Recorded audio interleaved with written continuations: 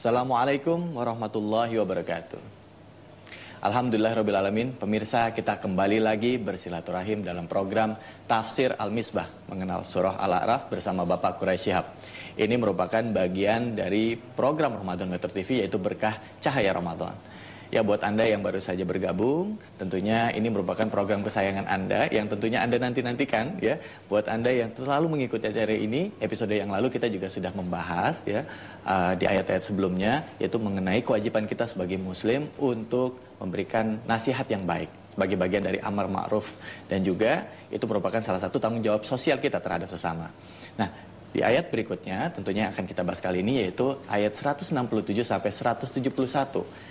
167 sampai 71 ini ayat-ayat bercerita tentang isyarat mengenai nasib yang akan dialami oleh orang Yahudi yang durhaka, yaitu mereka akan menerima tentunya keburukan dan juga hal-hal buruk yang mereka terima ini dikarenakan sikap dan perbuatan mereka. Dan juga buat orang-orang yang senantiasa berpegang teguh terhadap kitab Allah, sebaliknya mereka juga akan mendapatkan pahala dari Allah Subhanahu wa taala. Ya, tentunya di situ telah hadir guru kita, yaitu Bapak Quraisy Shihab. Assalamualaikum Pak Quraisy. Waalaikumsalam warahmatullahi wabarakatuh. Pak Quraisy, 167 sampai 171 nanti kita akan bahas lebih dalam lagi. Tapi kira-kira secara garis besar apa yang akan kita bahas, Pak Quraisy? Jadi ini menguraikan tentang seperti apa yang Anda katakan tadi, tentang nasib yang dapat menimpa orang-orang Yahudi yang durhaka. Apa yang telah diketahui Allah dan yang disampaikan Allah melalui kitab suci ini. Kitab suci, ya, baik. Dan juga tentunya di sini telah hadir bersama kita ya, audiens kita. Ya, selamat datang telah bergabung bersama kami tentunya di dalam Tafsir Al-Misbah. Pak Quraisy, kita bisa langsung saja membahas dari ayat 167, Pak Quraisy. Oke, baik. Bismillahirrahmanirrahim. A'udzubillahi minasyaitonirrajim. Episode yang lalu menguraikan tentang orang-orang Yahudi.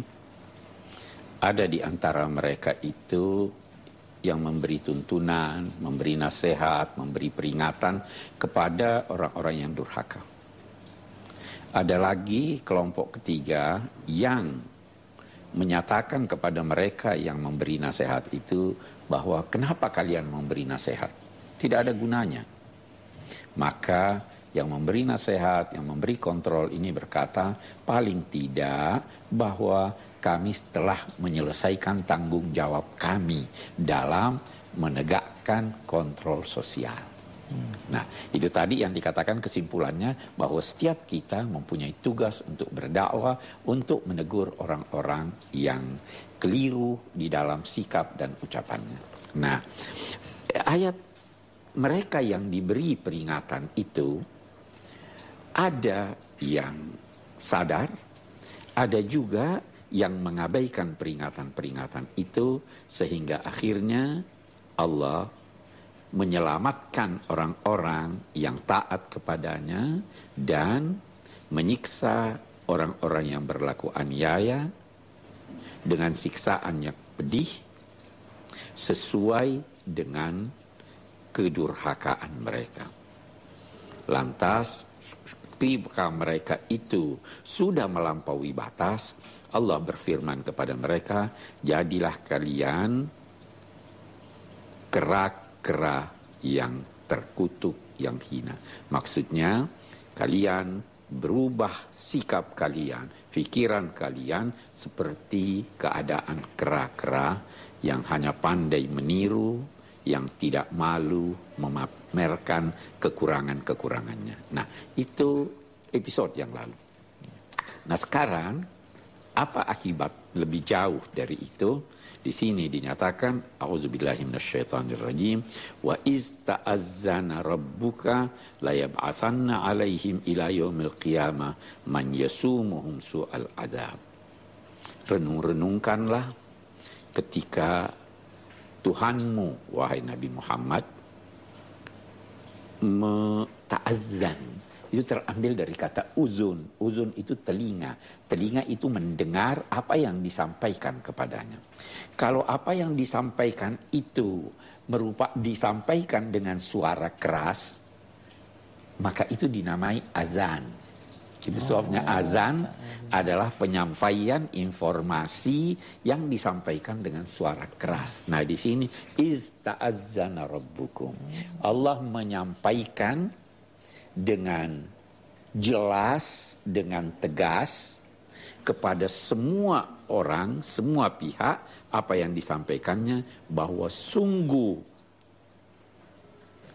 Tuhan yang mendidik, yang memelihara itu akan mengutus, akan mengirim alaihim, di atas mereka sampai hari kiamat orang-orang yang menimpakan kepada mereka siksa yang buruk, siksa yang pedih. Kita lihat Allah menyatakan, Allah mengumumkan, mempertegas, menjelaskan bahwa terhadap orang-orang Yahudi yang durhaka, Allah akan mengirim ke atas mereka. Apa maknanya ke atas mereka? Bahwa mereka tidak dapat mengelak dari siksa itu, karena siksa itu berada di atas mereka, menguasai mereka. Nah, di sini dikatakan sampai hari kiamat. Ada kelompok-kelompok dari umat manusia yang ditugaskan Allah yang menjatuhkan siksa yang pedih terhadap orang-orang Yahudi yang durhaka. Memang kalau kita buka sejarah itu, kita tidak usah kembali terlalu jauh, di abad 20 ini saja. Di Inggris orang-orang Yahudi itu pernah terusir dari sana. Raja Edward itu mengusir mereka, Edward pertama mengusir mereka. Di Perancis begitu juga. Louis ke-9, karena orang-orang Yahudi mempraktekkan riba, tertindas masyarakat Perancis, keluar dekret raja bahwa sepertiga dari utang masyarakat Perancis tidak boleh dibayar. Dan bahwa orang-orang Yahudi harus diusir, terusir mereka dari Perancis. Nanti mereka baru masuk lagi pada masa Napoleon. Tapi Napoleon tadinya ingin berbaik-baik pada mereka, mereka khianat, diusir lagi. Yang terakhir itu barangkali itu di Italia juga, Pope pernah mengumumkan bahwa orang Yahudi itu adalah masyarakat yang dibenci. Pope mengeluarkan perintah untuk membakar Talmud mereka. Zaman di Jerman. Zaman Hitler kita tahu bagaimana ininya. Itu terhadap orang-orang yang durhaka. Saya bercepat-cepat ingin berkata begini. Islam tidak anti pada jenis Bani Israel. Tapi Islam anti kepada orang yang berlaku sewenang-wenang. Pasti, dan Al-Quran juga menyatakan demikian, bahwa Bani Israel itu tidak sama. Ada yang baik, ada yang buruk. Nah, yang dibenci itu adalah yang mengambil hak, yang merasa diri rakyat pilihan Tuhan, yang berlaku sewenang-wenang. Nah, itu yang dikutuk ini, dan itu dikatakan sampai hari kiamat. Jadi berarti sampai sekarang masih ada. Memang tidak harus itu berlanjut terus, tapi selalu saja ada dalam zaman ini, masa yang berlalu ini, ada yang penindasan. Anda jangan duga sekarang orang-orang Israel Yahudi yang kejam, yang sewenang-wenang sudah terbebaskan dari siksa itu. Kenapa mereka memasang tembok-tembok? Itu mereka hidup di dalam kegelisahan, ketakutan. Tetapi dalam saat yang sama mereka tidak ingin mengembalikan hak orang-orang Palestina yang justru ditetapkan oleh Perserikatan Bangsa-Bangsa. Jadi mereka hidup dalam siksa, hidup dalam ketakutan, dan inilah antara lain yang dimaksud oleh ayat kita ini, wa ista'azzana rabbuka la yab'atsanna alaihim ila yaumil qiyamah man yasumuhum su'al adzab. Baru dikatakan inna rabbaka lasari'ul iqab, sesungguhnya Tuhanmu itu amat cepat siksanya, wa innahu laghafurur rahim, dan sesungguhnya Allah itu Maha Pengampun lagi Maha Penyayang bagi mereka yang ingin memohon pengampunan Allah Subhanahu wa taala. Saya kira demikian. Baik, terima kasih banyak Pak Kris. Nanti kita akan lanjutkan lagi, menarik sekali bicara tentang orang-orang Yahudi yang memiliki sifat yang buruk. Tidak semuanya orang Yahudi tentunya, tapi orang-orang yang benar-benar memiliki sifat yang buruk. Nanti kita akan lanjutkan, tetaplah di Tafsir Al-Misbah. Pemirsa, kita kembali lagi di Tafsir Al-Misbah mengenal surah Al-A'raf bersama Bapak Quraisy Shihab. Masih berlanjut tentunya pembahasan tentang orang-orang Yahudi yang tentunya telah mendapatkan peringatan dari Allah akan attitude atau sikapnya mereka yang buruk. Silakan Pak Kris lanjutkan. Iya. Jadi tadi kita sudah kemukakan bahwa Allah Subhanahu wa taala menetapkan, mengumumkan bahwa orang-orang Yahudi yang melanggar ketentuan-ketentuan Allah, yang melanggar sisi-sisi kemanusiaan manusia, itu Allah akan mengutus kepada mereka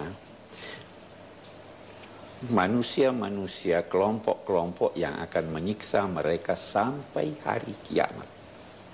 Tadi saya sudah kemukakan apa yang terjadi di Eropa pada sejak abad ke-20 dan sebelumnya juga seperti itu. Nah, tentu saja itu tidak dapat kita katakan bahwa Islam, Al-Quran anti jenis Bani Israel, anti orang-orang Yahudi Israel. Islam anti, tidak setuju kepada kedurhakaan, kepada penindasan.